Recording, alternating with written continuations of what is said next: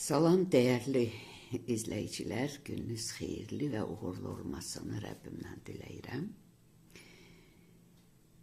Bir neçə müddətdir mənə izləyicilərim bir video göndərir.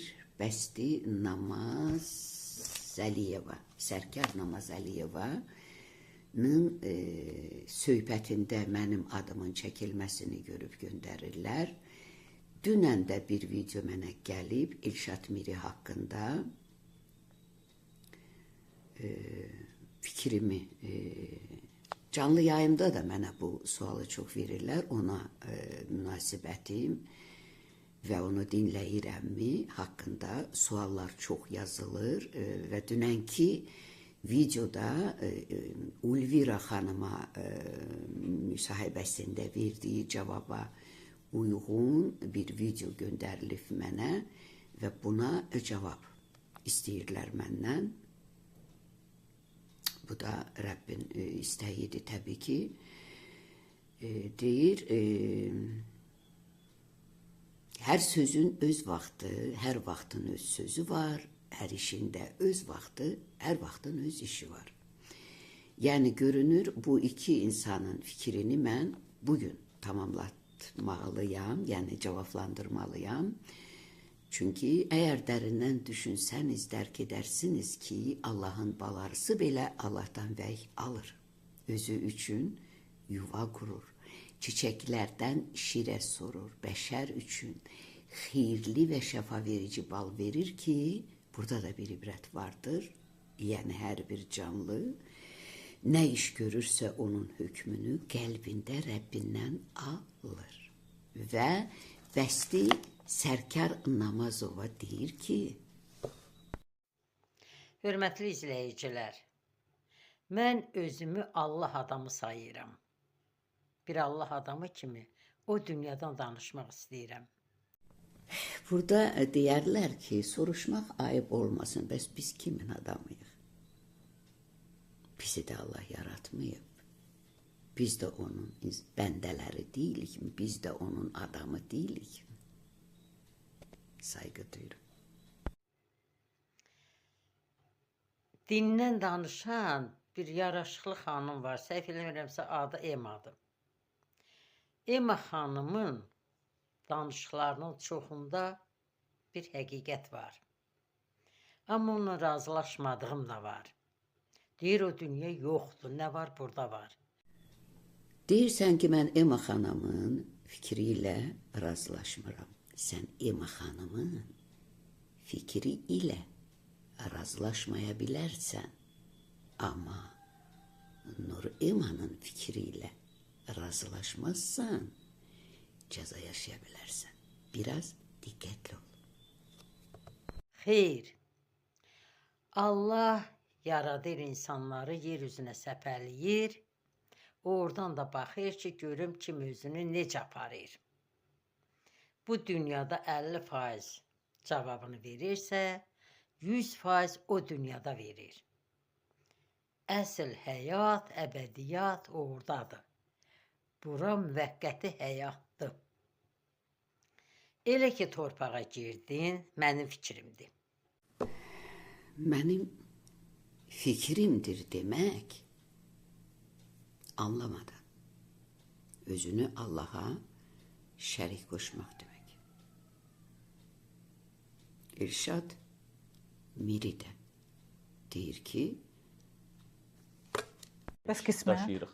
alın Qismət dediyimiz yazısı. nədir? Məsələn, alın yazısı dediyimiz anlayış bizə fərqli şəkildə təqdim edilir. Məsələn, adamlar ölür, 1000 nəfər, 2000 nəfər izdiham olur, qələbəlik olur. Deyir, qədərimizdə bu yazılıb ona. Niyə sən öz məsuliyyətsizliyini Allahın üstünə atırsan? Bəs nədir onda qismət? Qismət dediyimiz nədir? Məsələn, bu günlərim Ulvira xanımın qadın olaraq doğulması, filan valideynlərdən doğulması, Azərbaycanda doğulması, bu sizin əlinizdə Dəyişə olmayan, bilməyən şeylər. əlbəttə dəyişə biləcəyiniz məsələlər deyil. Amma dəyişə biləcəyim məsələ mənim qismətim ola bilməz axı. Mən məsələn bunu özüm dəyişə bilərəm. Alın yazısı yoxdur demək. Xeyr, niyə olsun ki? Mən alnıma yazılanı əgər həyata keçirirəmsə, beləliklə də mən bu hər iki insanın fikirlərini bu fikirlə elə bax indi söhbət edəcəyim fikirlə tamamlamaq istəyirəm. Bəsti xanıma deyirəm ki, məsələ yəni ona ünvanladığım budur ki, kora görə özünü, kara görə sözünü bəzəmə, yorularsın.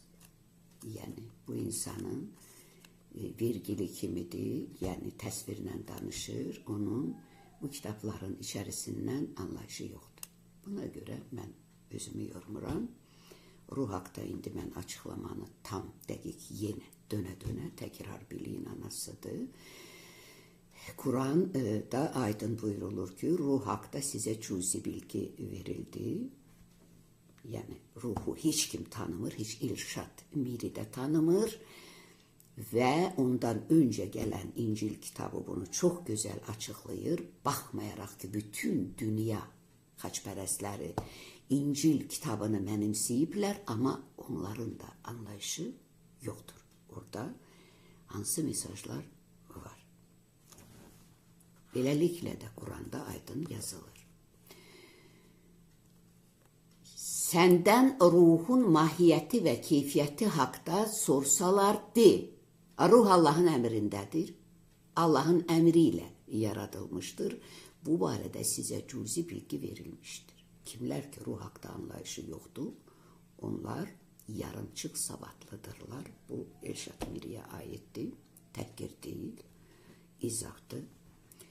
Əgər bu sözümlə qəlbinə toxundumsa üzr istərəm, amma acı həqiqəti deməliyəm. O kəslər ki bu Qurana və ondan öncə gələn Tevrat, Zəbur, İncilə iman gətirir, Quran deyir, məhz onlar Rəbbi tərəfindən göstərilmiş doğru yoldadırlar. Deməli, kimlər ki Quran oxuyur və sonu budur, bundan öncə gələnlərin hamısının təsdiqi buradadır, yanlış yoldur. Çünki ruhun mahiyyətini Quran açıqlamır. O kəslər də ki digər kitabları qəbul edib Quranı rədd ediblər. Biblioteka, kitabxana sözünün qısaldılmış mənası 3 kitabın toplumuna Biblia deyirlər və onu qəbul edirlər. Bax, o kəslər də yanlış yoldadırlar. Çünki bu kitabların hər birinin içərisində bizə çatacaq hikmətlər var. Bunu da Allah belə istəyir. Allahın işinə heç kim qarışa bilməyib, bilməz, bilmir. Kim düşünürsə, İncildə buyurulur, bu dünyada ay Elşad Miri bir şey bilir, o kəs lazımı qədər heç bir şey bilmir. Hər kəs də hər şeyi təyin edən ruhdur və biz onun üçün mövcuduq. Bax, sənin bu haqda anlayışın yoxdur. Odur ki, deyirsən ki, qismət mənim əlimdədir. Burada yanlışdır, bu mənəmlikdir. Bəsti xanım da deyir, mənim fikrimdir, bu da mənəmlikdir. Quranda deyir, özünü mənə şərik edənləri sevməm, əf etməm, məhv edərəm. Odur ki, diqqətli olun. Əzəli həyatda olan nur, Allah nurdur. Sonradan Nizaminin sinəsindən gəlir bir cümlə. Səxavət çeşməsindən əli civə səbibdir.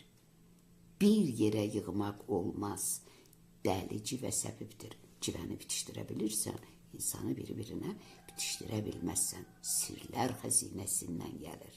Boşuna yazılmayıb ki bu kitab.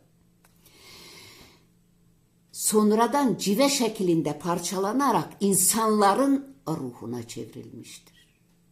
Allah hər kəsin üzərindədir, hər kəs vasitəsilə yaradandır və hər kəsdir. Onun məbədi biz insanlarıq. Allah ruh vasitəsilə xüsusi bölgülərlə bölür və küllü bəşəri istədiyi xasiyyətə, istədiyi millətə, istədiyi vəzifəyə, sənətə yönəldir. Bunu ruh edir. Ruh, ay bəsti xanım, qəbirlərdə fırlanmır, evlərdə də gəzmir. O, canlı, bax, bizi hərəkətə gətirən qüvvədir. Anladın mı? İndi değerli izleyiciler, Dəsti xanım haqqında göndərdiyiniz videonun cevabı budur. Onun anlayışı, üzr istəyirəm ifadəmə görə, çirəskildir. Onun elm haqqında anlayışı yoxdur. Heç mən də elm adamı deyiləm. Elm adamı Elşad Miridir ki, onun da elmi yarımçıqdır. Təməli yoxdur, əlifba öyrənməyib bu. Sadəcə Kur'an'ın içərisindən müəyyən fikirlərə Allah'ın lütfu ilə fikirlər deyə bilir. İncildə deyilir. Müdriklərin müdrikliyini məhv edəcəyəm. Alimlərin, Elşad Mirilərin ağlını ləğv edəcəyəm. Qoy heç kəs Allah qarşısında qismət mənim əlimdədir. Öyünməsin. Öyünən yalnız Allahın adı ilə öyünsün. Hər ağız qapansın və hər kəs qəlb evində Allah'a hesabat versin. Budur qapı doğru yola. Bundan gerisi uydurmadır. Sağ ol. Məsəldir, aşığın sözü qutaranda neynim edir. Mən də bir sözü o qədər illərdir təkrar edirəm ki, elə bildim bunu demişəm. Yəni, Kur'an'ın 3. suresinin 7. ayəsində Kur'an'ın 2 mənalı yazıldığı aydın söylənilir və aydın fikirlər içərisində sənə tamam kamal vəhy gəlməyincə Kur'an oxumağa tələsmə və Kur'an'dan yalnız müyəssər olan sözləri oxu kimi aydın fikirlər var və həmin aydın fikirlərin içərisində aydın yazılır ki, batil əqidə və boş fəlsəfə ilə ticarət etməyin. Bizə verilən həyat, yaşamaq həyatı yalnız bu dünyadadır. Biri ölür, digəri həyata gəlir. Bunu Kur'an deyir. İncildə də buyurulur. Sizə bir sir də açım. Biz ölmürük. Gözlərimizi yummadan ruh vasitəsilə değişiririk. Yəni, cisim məhv olur, torpağa çevrilir, ruh, nəfəs. Demirlər ki, insan can öldü, deyirlər insan can evirdi. Bizim nəfəsimiz ruhdur, o da əbədi həyatdır. Ölməzdi, sönməzdi. Bunu əlavə